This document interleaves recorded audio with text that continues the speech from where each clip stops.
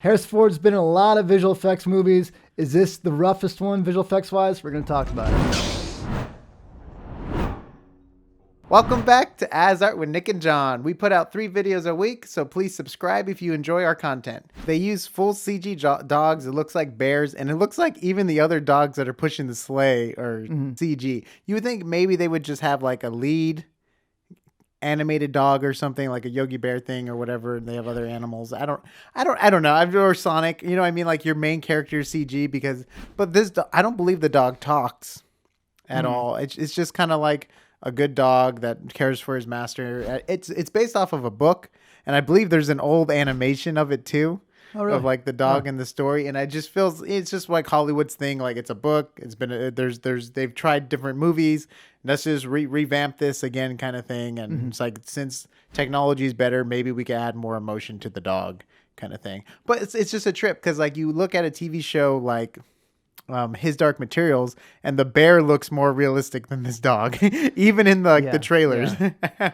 So it's and I was surprised in His Dark Materials that they used all CG animals all the time as well. I thought they, like, for shots where they're just walking across the screen, they would have used real animals, but they opted to use real. But like Nick was saying, in His Dark Materials, it looks completely 100% real the entire time in every single shot. There's no ups and downs. So on this, I can see why they opted to use a CG team of dogs, and especially they have certain shots where you wouldn't be able to get. I mean, they're in very dangerous situations where obviously you wouldn't want real people or real dogs, and they have certain shots up close on the dog where they want a particular performance.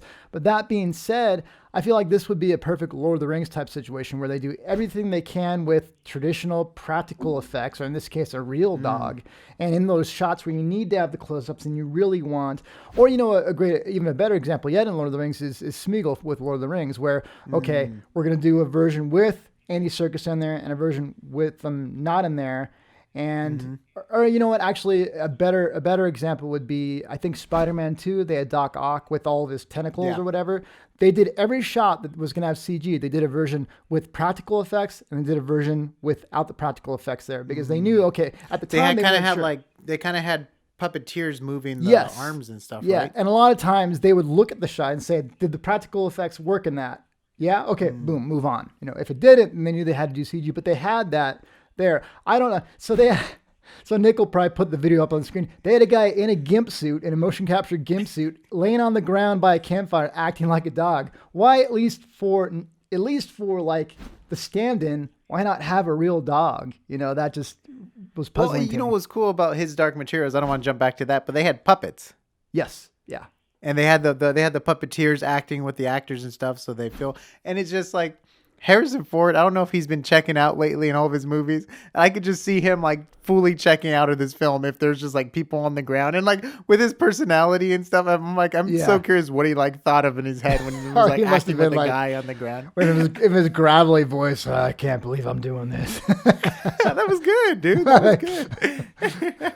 But you know, it's so interesting because like, it looks like there's a lot of action sequences in the films. There's like an avalanche scene. Well, so I feel like for those shots, it works a lot better because they're quick shots. Action cuts tend to be a lot quicker. There's all kinds of avalanche stuff. They're in tunnels. The lighting's changing. That I can see a reason to use CG. But when they're by a campfire, just interacting with the basic dog, I think they ideally, and obviously we don't know the reasons behind this, you know, the decision making, but ideally they would have had a dog on set, at least for reference with the people. And, you know, the performances, you can get a much more controlled performance with the CG character because, you know, in a lot of shows and movies, you can tell that the dog is looking at the dog trainer off screen, you know, and you're not getting, like, they're wagging their tail even though it's serious because they're, you know, playing with the, you know, the trainer and things like that. So I can imagine in my mind why they decided to go this route.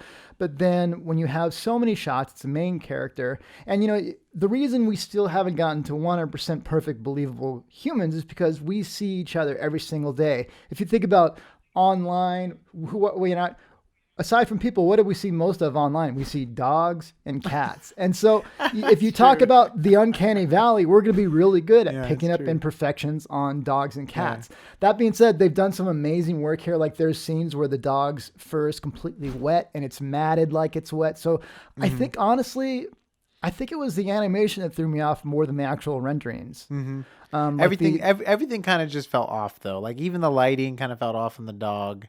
Everything just felt like a little bit off, but could it be unfinished stuff that we're viewing on the internet? And even if it doesn't look absolutely perfect in the final movies, I think it's more of a either budgetary or time constraint more than the ability of the people to do it. They can definitely get it to look perfectly 100% real, but it's like, are the directors asking for things that, okay, we want the dog to display this emotion, but maybe a regular dog wouldn't show that emotion quite as, exact. So I think for the most part, it's not that the company can't do it. It's just, did they have the time and budget to get it done in time? Yeah, and I think the budget for the film was, hold on, I'm trying to... Was 104 million, I think? 109 million. 109 million, and probably 50 of that went to Harrison Ford. For him to just check out on a movie like this, you never know. But I wonder, so the moving picture company worked on this film. Mm-hmm. And we know there was like rumors about the Vancouver one closing. And stuff. We did a whole video. I'll link it right here in the cards and in the description. Yeah. But I wonder if it's one of those things where they were gonna go with a live action dog and just kind of do a mouth flap thing, and then the studio pitched them like, "Yo, we can make it look good full CG or whatever." Maybe it was like a pitch to get a little bit more money than they were originally gonna I don't know. offer, or vice versa. It can be tricky to just replace the lower jaw of the animal. I mean, because then you're having to match the lighting and the fur exactly. So Lion King... So maybe it's a cheaper route then, maybe. Well, it might have been an easier route. It kind of depends. I mean, so...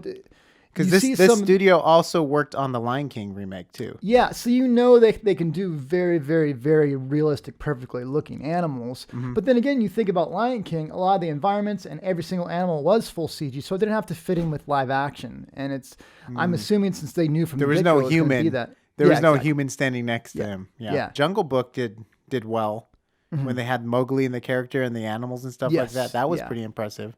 So. But again, I think that Disney probably knew that like the Lion King and Jungle Book was going to be so heavy on that they probably gave the time and the budget to that.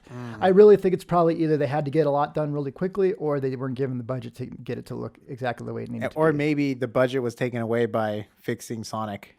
There is a possibility, and this is just me potentially speculating on the fly. Is that we have no idea what's really going on at the studio. Yeah. So they shut down that Vancouver studio. They were probably hired to do this work way back. If they have a smaller, they have the same amount of projects that they did, and they have a smaller workforce, that might have been harder for them to get done. Again, we don't know what sections and what factions of NPC were working on this, so it might not have anything totally to do with that. Yeah. 100% true. Yeah. But, I like that they're taking these, not risks, but they're trying to push it, but at the same time, in shots where you can just have a dog that's not action-based, I don't know why you wouldn't. Especially if it's just like bringing a stick or like a harmonica back to the dog or something. I mean, but maybe if I don't know.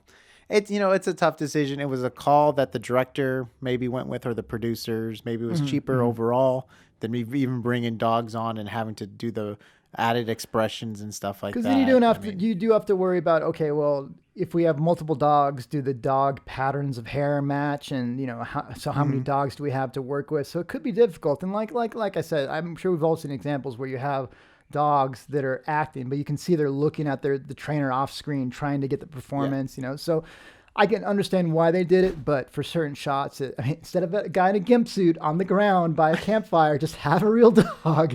I said, why would they do that? Meaning the CG, and Nick goes, because he was paid. Oh, that's did why do you want me to answer? I didn't know you wanted Nick to goes, answer. because he was paid. That's why he did. I'm like, no, that's not what I meant. I was like waiting for the story. I'm like, yeah. So guys, just so you know, we've been reviewing films. We've been breaking down different visual effects shots. We're working on some cool visual effects projects too that we're doing. To stay in touch, please subscribe to our channel. And if you click the bell, you'll get notified when we release our three videos a week. And then if you go to asart.space, we have links to our podcast, our Instagram, and all of our other social media stuff. So we would love to have you back. All right, you guys. See you next time on AsArt.